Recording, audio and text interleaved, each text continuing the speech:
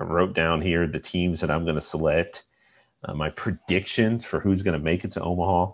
I'll give you the 8 here, and then we can go back and forth. Although I'm still my 8th team, I haven't decided, but here we go. I got Arkansas, Stanford, got Oklahoma State, Vanderbilt, Dallas Baptist is a 3 seed, surprising. Got to have a Cinderella story in there somewhere. Oregon, Mississippi State, and Z, you referenced the potential Texas-Florida matchup in the Supers. I'm just not sure. I'm not sure if I want to just go a little bit contrarian and pick Miami, which already took a series from Florida at the start of the year, has some great young pitchers. They're not going to be intimidated going into that regional against Florida. So I don't know who that 8 team is. We'll say Miami right now, but I'm writing in pencil. All right, what do you guys got? What do you want to say? Who's got to yell at me? No, I mean, what disputes do you have?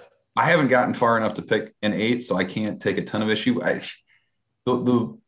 The 2 regionals that I think are really interesting is the Oregon and Tennessee one, because Tennessee's been red hot. Their coach, Tony Vitello, I don't think is going to be there next year. I think he's going to be taking more money at a higher level sort of program. So to see what he can do is interesting. You can make the argument that Duke could come out of that thing as hot as they've been. Oregon, their coach, Mark Wasikowski, was at Purdue 3 years ago. So that would be a pretty cool story to see what they could do too. Yeah, Oregon hasn't made this College World Series since 1954. So that would be different. By the way, you mentioned Tennessee. It's got to open up against Wright State. We don't have to go too into depth about that matchup, but Z knows Wright State's been a perennial NCAA tournament team. Good program. It's probably the most difficult 1-4 matchup in. I mean, we can argue, obviously, but to me, it feels like go look at their record if you want.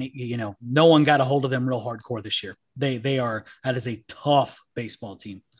And for the number 3 overall seed, Tennessee Vols, that's who you open with, and then, oh, by the way, you may have to face one of the hottest teams in the country in Duke, even though Tennessee's rolling and playing good ball. But that's a tough regional, as you said. What else you guys, Evan?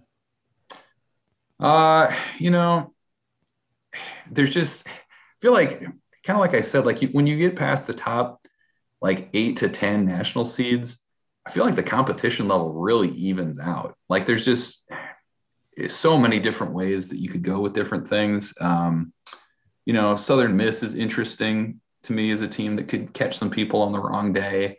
I got to see UConn 2 years ago in that Notre Dame regional. I got to see them play Nebraska. That was a good, talented UConn team. And so for them to, I think they could hang in that regional with Notre Dame and Michigan. And, depending on who comes out of that Mississippi State side, that's a team that I think could be potentially a dark horse, as someone that nobody's talking about too. Obviously there's a lot of chalk. Florida is going to do what it does. I guess one other kind of dark horse I'd throw out is Arizona State, as a team that's been hit by a lot of injuries this year, has found a way to persevere. So they head down to Texas, and you just never know. I mean, that's a team that has stacked recruiting classes on top of each other. They have a ton of talent out there, and sometimes you just don't know who can emerge if given an opportunity because of all these injuries. So that's somebody else I'll be curious to see how they do. What about you, Z? All right. Are you gonna yell? I'm not going to yell at you, man. Okay. I mean, I think you made some good, and we're on the same page on a few things too. And I told you before this started, man, I hate going all chalky, but it's tough when you look at some of these matchups. I'll just go right down the seeding list. Yeah, I'm going to go with Arkansas. It's too hard not to pick them right now with the way they're playing. That 8-9 pod, very, very intriguing. I think I'll give the edge to Texas Tech there because it will be in Lubbock if they both advance. And the middle of that lineup is a death machine for Texas Tech. They can hit the baseball, and that place is hard to play in. Oklahoma State, John, you and I are on the same cowboy train, right? We're riding that horse to Omaha. I like how they're playing right now, and I know there's a lot of tough teams in that pod, but man, they have really strengthened it up down the stretch. Vandy, I'm not going to pick against Vanderbilt at this point, especially with the competition around them. Indiana State, sneaky good team out of the Missouri Valley inside that pod as well. But man, Tim Corbin and Vandy at home and the Vandy Whistler, very tough atmosphere to overcome for things beyond the Whistler. Up top, Florida. I really like the way they're playing, and I know they got to get through Miami and Texas on that route. But man, that's a team and a coaching staff that just knows how to win. So I'll put the Gators in up there.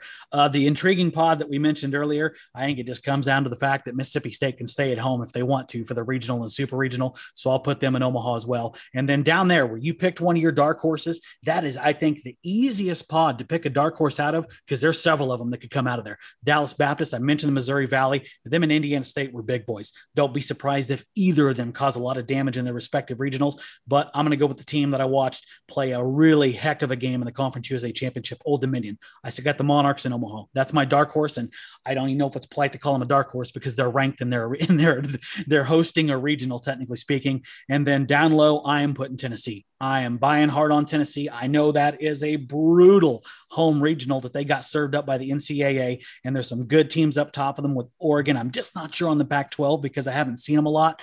Tennessee, I'll give them the edge for this, y'all. Their home stadium.